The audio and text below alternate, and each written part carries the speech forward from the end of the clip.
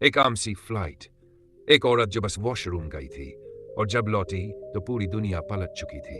ना कोई पायलट, ना क्रू, सिर्फ बर्फ, लाशें और मौत का खौफनाक सन्नाटा। प्लेन में सफर कर रही थी जब वो वॉशरूम गई, लेकिन जैसे ही उसने हाथ धोकर बाहर निकलना चाहा, प्लेन अचानक जोरों से हिलने लगा। अचानक आई इतनी भयंकर टर्बुलेंस ने उसे जमीन पर गिरा दिया और वो लगातार लुढ़कती रही। किसी को आवाज देती रही, लेकिन कोई जवाब नहीं आया। और फिर सिर पर जोर से चोट लगने के कारण वो बेहोश हो गई।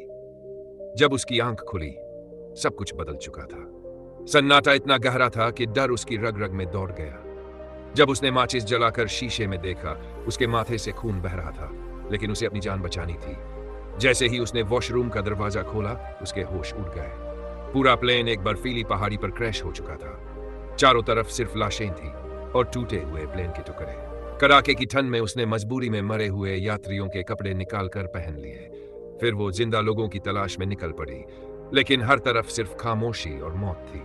अचानक दूर से किसी आदमी की आवाज सुनाई दी। वो दौड़ते हुए वहां पहुंची तो देखा कि प्लेन के मलबे में एक आदमी फंसा हुआ है। उसने उसे खींचकर बाहर निकाला और दोनों मिलकर प्लेन के अंदर ही बचने की जगह ढूंढने लगे। ठंडी हवा अंदर घुस रही थी और दोनों बुरी तरह कांप रहे थे। वो वॉशरूम में जा घुसे और वहीं चादर ओढ़कर एक दूसरे को पकड़कर बैठे।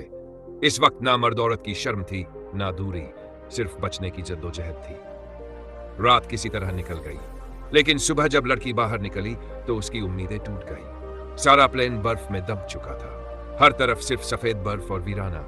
ये इलाका इतना दूर था कि शायद बचाव दल कभी यहां पहुंचे ही नहीं। उसे यकीन हो गया कि अब वो यहां भूख या ठंड से मर जाएंगे। वो इतना टूट चुकी थी कि खुद के लिए बर्फ में कब्र खोदने लगी। लेकिन तभी कल रात बचा हुआ आदमी शियाओ हेई उसे ढूंढते हुए आया। उसने लीसा को हिम्मत दी, कहा कि उसे अपने परिवार, अपने सपनों और जिंदगी के बारे में सोचना चाहिए। शियाओ हेई की बातों ने उसे फिर से जिंदा कर दिया। अब लीसा जान चुकी थी, अगर जिंदा रहना है तो लड़ना पड़ेगा, चाहे हालात कितने भी बेरहम क्यों ना हो। मौत से मुकाबला। जैसे ही अगला बर्फीला तूफान आने लगा, शियाओ हेई को समझ आ गया कि अगर अब भी वहीं रुके तो दोनों यहीं जमकर मर जाएंगे। उसने लीसा को नीचे उतरने का सुझाव दिया, ताकि शायद पहाड़ के नीचे कोई इंसानी बस्ती मिल जाए और दोनों बच जाए। मगर लीसा डर के मारे अट गई। उसे लगा ऐसे मौसम में बाहर निकलना मतलब खुद मौत को गले लगाना। वो शांति से वहीं रहकर रेस्क्यू का इंतजार करना चाहती थी।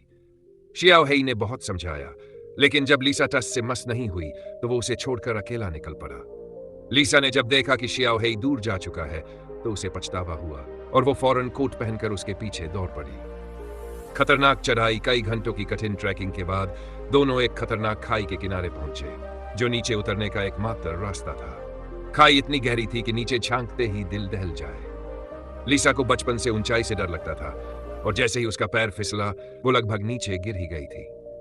शुक्र है कि शियाओ हेई ने समय रहते उसका हाथ पकड़ लिया। अब दोनों और सावधानी से धीरे धीरे नीचे उतरते रहे। घंटों की जानलेवा मशक्कत के बाद वो एक मोड़ तक पहुंचे, लेकिन यहाँ एक बड़ी चट्टान रास्ता रोक रही थी। लीसा इतनी डर गई कि उसका अगला कदम उठाना ही मुश्किल हो गया, लेकिन डर को कुचलते हुए उसने हिम्मत दिखाई और आखिरकार वो चट्टान पार कर गई। लेकिन तब एक और मुसीबत। जैसे ही दोनों ने राहत की सांस ली, उन्हें एहसास हुआ कि आगे का रास्ता बंद है, एक डेड एंड। अब ना पीछे लौट सकते थे, ना आगे जा सकते थे। तभी शियाओ हेई ने एक क्रेजी आइडिया निकाला। उसने अपना बैग नीचे खाई में फेंका और खुद भी छलांग लगा दी। नीचे एक पेड़ था और उसने उसी की शाखाओं का इस्तेमाल करते हुए खुद को गिरने से बचा लिया। अब लीसा की बारी थी। डरी हुई थी, लेकिन नीचे खड़े शियाओ हेई की हिम्मत ने उसे ताकत दी और लीसा ने भी छलांग लगा दी। लेकिन सीधा गिरते ही वो जा गिरी शियाओ हेई के ऊपर। शियाओ हेई की आंखों के आगे तारे घूमने लगे, लेकिन शुक्र है दोनों जिंदा थे। पर क्या ये जीत थी? उनकी खुशियां ज्यादा देर नहीं टिकी, क्योंकि जहां वो गिरे थे वहां सिर्फ बर्फ, पहाड़ और वीरानियां थी। ना कोई गांव, ना कोई इंसान, सिर्फ भूख, ठंड और थकान। फिर भी दोनों हिम्मत नहीं हारे। बर्फ में दबा इश्क और एक आखिरी लड़ाई। जैसे ही लीसा ने बर्फीली आंधी की दीवार देखी, उसके कदम वहीं जम गए और अगले ही पल एक भयानक एवलांच ने उसे पूरी तरह बर्फ में दफना दिया। लीसा अब जिंदा थी, लेकिन बस सांसों के दम पर। वो बर्फ में दबी हुई थी, चीख रही थी, लेकिन आवाज बाहर नहीं जा रही थी। शुक्र था शियाओ हेई समय रहते एक गुफा में छुप गया था। जैसे ही उसे लीसा की आवाज सुनाई दी, वो बिना वक्त गंवाए बाहर भागा, लेकिन उसके पास कोई औजार नहीं था। उसने अपने दोनों हाथों से बर्फ को खोदना शुरू किया। उंगलियां कट गई, खून बहने लगा, लेकिन हार नहीं मानी। आखिरकार उसने बर्फ के नीचे दबी हुई लीसा को बाहर निकाला और उसे गुफा में घसीट लाया। कई घंटे की बेहोशी के बाद लीसा की आंख खुली। उसने शियाओ हेई को सामने मुस्कुराते देखा और उसका दिल भर आया।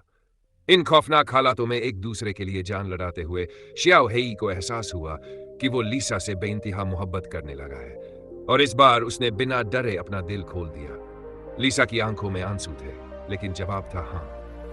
पहाड़ों में इश्क की कसमें उस खौफनाक बर्फीली गुफा में उन्होंने एक दूसरे से साथ निभाने का वादा किया, और मोहब्बत ने उन्हें एक बार फिर जिंदा कर दिया। अब उनका हौसला दोगुना था। उन्होंने फिर से सफर शुरू किया, एक पहाड़, फिर दूसरा और फिर तीसरा। आखिरकार वो ऐसी जगह पहुंचे जहां अब बर्फ नहीं थी और मौसम थोड़ा गर्म लग रहा था। उन्हें लगने लगा कि अब मंजिल दूर नहीं। लेकिन तभी शियाओ हेई एक चट्टान के पास रास्ता देखने गया और अचानक उसका पैर फिसल गया। वो सीधे खाई में जा गिरा। लीसा ने उसकी चीख सुनी और भागते हुए नीचे पहुंची। शियाओ हेई अधमरा पड़ा था।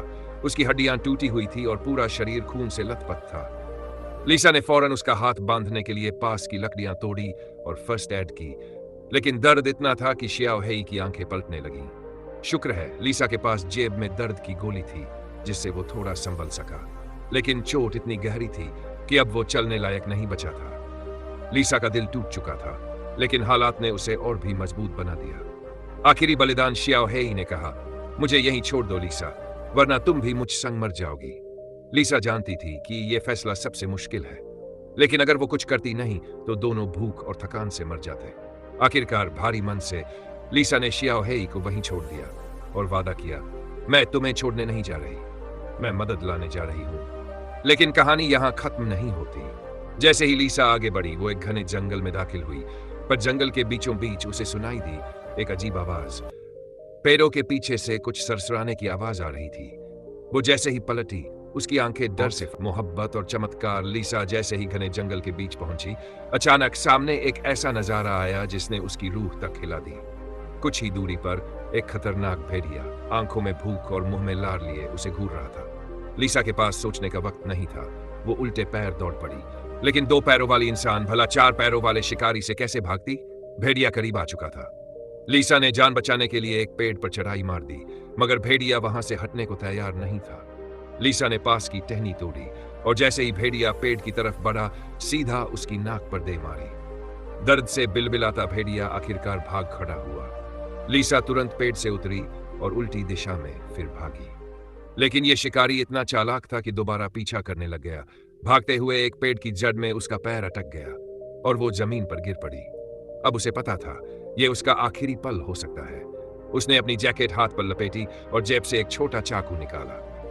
भेड़िया जैसे ही कूदा, लीसा ने अपनी पूरी ताकत लगाकर उसे चाकू से मार गिराया। शिकार और शिकारी की ये जंग इंसान जीत गई, लेकिन अब उसकी हालत और भी ज्यादा खराब हो चुकी थी। मंजिल के आखिरी कदम कमजोर लीसा फिर भी नहीं रुकी। वो लड़खड़ाते हुए चलती रही और न जाने कितनी दूर चलने के बाद आखिरकार एक सड़क दिखी।